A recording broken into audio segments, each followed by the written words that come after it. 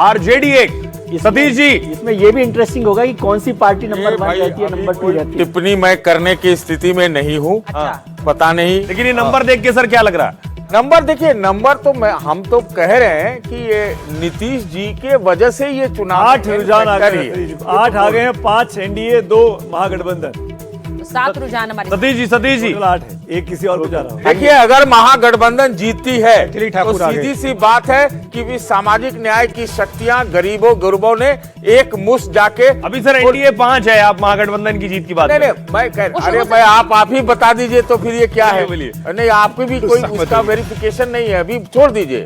आप जिस तरह का दावा कर रहे हैं उसी पे रहिए कि भाई आराम से शांति से एकदम विश्वसनीय डेटा देंगे। बताइए।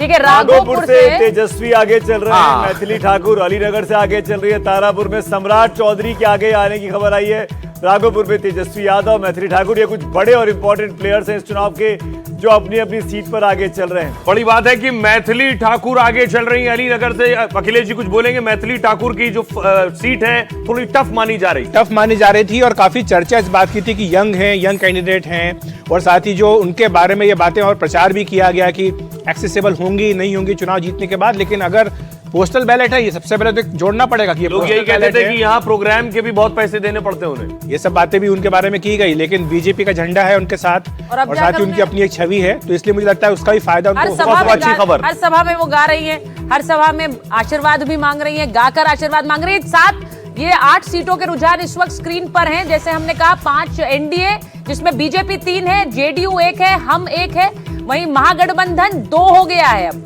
महागठबंधन के 2 रुझान इस वक्त हमारी स्क्रीन पर है, एक आरजेडी, एक कांग्रेस। अब और तारापुर से सम्राट चौधरी आगे चल रहे हैं। विजय जी कुछ कहेंगे? उनके लिए पहला चुनाव है इस तरह का तारापुर से। तारापुर उनके लिए तो महत्वपूर्ण चुनाव है, लोग समझ रहे हैं कि सम्राट चौधरी निकाल सकते हैं, हालांकि वो भी उनका इलेक्शन बहुत फंसा हुआ है, टफ इलेक्शन है। और मैथिली जी के लिए भी क्या है कि वहां पर जो सिटिंग एमएलए रहे थे, जिनका टिकट काट कर दिया गया है, वो कितनी मित्रता निभाते हैं, ग्राउंड पर फ्रेंडली फाइट जो है विद इन हाउस है। हाँ, ये बार बार कहा गया कि मैथिली के लिए जो मुश्किल है वो वहीं के जो बागी हैं वहां पर 10 रुझान हो गए हैं, 6 एनडीए 2 महागठबंधन और 2 अन्य के खाते में, और अन्य में एक जनसुराज भी हो सकता है, वो देखना पड़ेगा। कुल 10 रुझान हमारे साथ। गया से बीजेपी आगे, प्रेम कुमार बीजेपी के वयोवृद्ध नेता है। वयोवृद्ध शब्द का इस्तेमाल इसलिए कर रहा हूँ कि 82 वर्ष की उनकी उम्र है। बीजेपी का घोषित नियम है कि 75 वर्ष से ऊपर के लोगों को टिकट नहीं देना, लेकिन प्रेम कुमार के लिए एक्सेप्शन किया गया, अपवाद है, घर में उनको दिया गया है। लगातार 6 बार वो जीत चुके हैं, 7वीं बार वो मैदान में। घर में जनसुराज आगे है, ये भी एक रुझान है। ये इसलिए इंटरेस्टिंग है क्योंकि जनसुराज कितना इम्पैक्ट कर पाएगा वोटिंग को लेकर, इसको लेकर चर्चाएं हो रही थी। 8-2 हो गया है अब, 8 एनडीए, महागठबंधन 2, एनडीए को 7 सीटों पर। लेकिन सुचरिता, एनडीए ने जैसे लीड ले ली है, क्या इस तरह की लीड, बेशक ये बहुत शुरुआती रुझान है, पोस्टल बैलेट है, बहुत कुछ कहना संभव नहीं, जैसे लीड ली है, जैसे एग्जिट पोल ने, कुछ एग्जिट पोल 160 के आसपास दे रहे थे, ज्यादातर 160 के आसपास दे रहे थे, क्या ये लीड उस तरफ बढ़ रही है? ये अब से लगभग 2-4 घंटे में क्लियर हो जाएगा। लेकिन 8 और 2 एनडीए 8, महागठबंधन 2, बीजेपी 6, जेडीयू 1 है, आरजेडी 1, कांग्रेस 1। अब ये भी इंटरेस्टिंग है कि शुरुआत में ही कांग्रेस का एक भी रुझान दिख रहा है स्क्रीन। जनसुराज 2 पे आगे, जिस जनसुराज को हम लोग इग्नोर कर रहे थे, जनसुराज पर है, बहुत इंपॉर्टेंट प्लेयर है वो, जितना अच्छा करेगी उतना खराब खबर आएगी महागठबंधन। बद्री जी कुछ बोलना चाह रहे हैं? जी देखिए, मैं कहना चाह रहा हूँ कि ये पोस्टल बैलेट माया है, इस माया पर विश्वास मत करिए। कभी भी भंग हो सकता है और बहुत तरह की फैलेसी क्रिएट कर सकता है। लेकिन ये जो जनसुराज का इशू है, क्योंकि जनसुराज मूलतः पढ़े लिखे लोगों में, नौकरीशुदा लोगों में उसका असर है, तो जो अभी आपको दिखाई पड़ रहा है शायद उसके कारण है। जी, किशनगंज में कांग्रेस प्रत्याशी आगे चल रहे हैं। कांग्रेस को उम्मीद किशनगंज से ही है, मुझे लगता है किशनगंज से कांग्रेस प्रत्याशी आगे, और एक एक सीट की डिटेलिंग हम आपको बता रहे हैं, कौन सी सीट पर कौन आगे चल रहा है, और उस पर एक्सपर्ट्स अपनी राय दे रहे हैं। छातापुर से बीजेपी के नीरज कुमार आगे चल रहे हैं, अन्य को भी 2 सीटों पर बढ़त मिली हुई है। 8 सुहेल, बड़ी अच्छी कवरेज चल रही है आपकी, और मैं आपको बताना चाहूंगा दर्शकों को यहाँ पे कि एक एक सीट की जानकारी आपको एनडीटीवी इंडिया पर मिल रही है, एक एक सीट के डिटेल आपको यहाँ पर मिल रहा है, जो कि कहीं और नहीं मिलेगा। न सिर्फ आपको रुझान पता चल रहे हैं, न सिर्फ आपको महागठबंधन के आंकड़े पता चल रहे हैं, दोनों गठबंधनों के उनका अलग अलग पार्टी वाइज भी डिस्ट्रीब्यूशन दिख रहा है, और वो पार्टी किन किन सीटों पे आगे चल रही है वो भी आपको एनडीटीवी इंडिया की स्क्रीन पर दिख रहा है। तो बने रहिए हमारे साथ। बिल्कुल, हमारे बगल के जो कॉलम्स हैं जो आप स्क्रीन पर देख रहे हैं, उसमें आप सीट वाइज देख सकते हैं कि कौन सा उम्मीदवार आगे चल रहा है। महागठबंधन आगे बढ़ गया, 8-6 एनडीए 8, और महागठबंधन 6। लेकिन सुहेल, हरियाणा के चुनावों को ध्यान रखिए। हरियाणा के चुनावों में 10 बजे के बाद 11 बजे पलट गया था। हवा बदल गई थी, इसलिए बहुत एक्साइटमेंट इसको लेकर नहीं कर सकते हम लोग।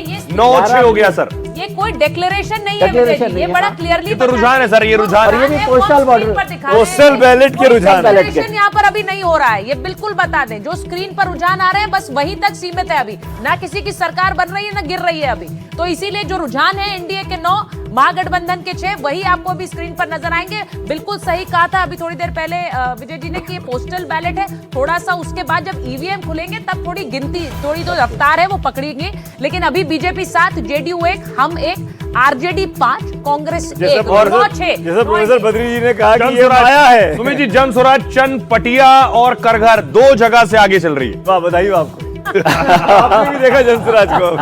देखो आपके लिए स्पेशल फोकस खींच कर लाए कि जनसुराज पर 2 सतीश जी किशनगंज से कांग्रेस आगे चल रही है, वहीं उसको उम्मीद भी है। देखिए ये कोई न्यूज नहीं है, अभी थोड़ा और इंतजार कीजिए। लेकिन अभी तक जितना बीजेपी को आगे दिखाया जा रहा है, जेडीयू से बहुत आगे दिखाया जा सतीश जी रहा है। आपके लिए कौन सी मुझे न्यूज लगता बड़ी नहीं। होगी? सतीश जी न्यूज कौन सी बड़ी होगी जो स्क्रीन पर चलेगी? जी, कौन वाली न्यूज आपके लिए सर बड़ी होगी? वो कौन सी न्यूज बड़ी होगी? अगर आप कह रहे हैं, आप जैसा कह रहे हैं कि जनसुराज 2 सीटों पर आगे चल रही है और अगर वो सही आंकड़ा है तो क्या आगे चलेगी? अगर 2 अभी इतने में ही चल रही है तो अभी आप ही लोग बात करें कि वो भाग गए, ये हो गए, वो हो गए, तो कुछ तो इम्पैक्ट हुआ है उनका। 12-7-12 एनडीए। मेरी नजर तेज प्रताप पर भी होगी। तेज प्रताप इस चुनाव के एक अलग इंटरेस्टिंग कैरेक्टर हैं। देखेंगे महुआ सीट पे क्या चल रहा है। तेज प्रताप अपने आप में चुनाव लड़े हैं जेजेडी बनाकर, और अब तक कुल 22 रुझान हमारे पास हैं। 22 में 12 में एनडीए, 8 पर महागठबंधन। बहुत ही कांटे की टक्कर ये रुझान है। ये पोस्टल बैलेट है। अभी मात्र 8:15 बजे हैं। असली गिनती ईवीएम की शुरू होनी बाकी है। दिन लंबा है आज का। किसका पलड़ा भारी साबित होगा उसके लिए बहुत इंतजार करना पड़ेगा। लेकिन अब तक कुल 22 सीटें का रुझान हमारे पास हैं। एनडीए 14 में आगे है और महागठबंधन 8 में आगे है। और ये मैप के जरिए भी आपको दिखा रहे हैं कहां कहां पर बीजेपी का खाता खुल रहा है, कहां जेडीयू है। जो आप ऑरेंज कलर देख रहे हैं वो बीजेपी का है, जो हरा रंग आप देख रहे हैं उसमें आरजेडी की सीटें निकलनी शुरू हो रही है। रुझान है, अभी फिर बता दें, रुझान है। और इसीलिए मैप के जरिए आपको पूरे बिहार में कौन सी पार्टी का झुकाव नजर आ रहा है वो मैप के जरिए भी दिख रहा है। तो एनडीए को 14 सीटों पर बढ़त इस वक्त यहां हमारे स्क्रीन पर दिख रही है। महागठबंधन को 8 सीटें, इसमें बाइफरकेट भी कर दें, आरजेडी 7, कांग्रेस 1। ये 22 सीटों के रुझान इस वक्त आपकी स्क्रीन पर हैं। और इसमें जेडीयू की 3 सीटें हैं, बीजेपी की 10 सीटें हैं। अब जो ये फिर बता दे, एक और बढ़ गया सुचारिता, 15 एनडीए हो गया है, महागठबंधन 8 हो गया है। ये डिफरेंस लगभग डबल का दिख रहा है।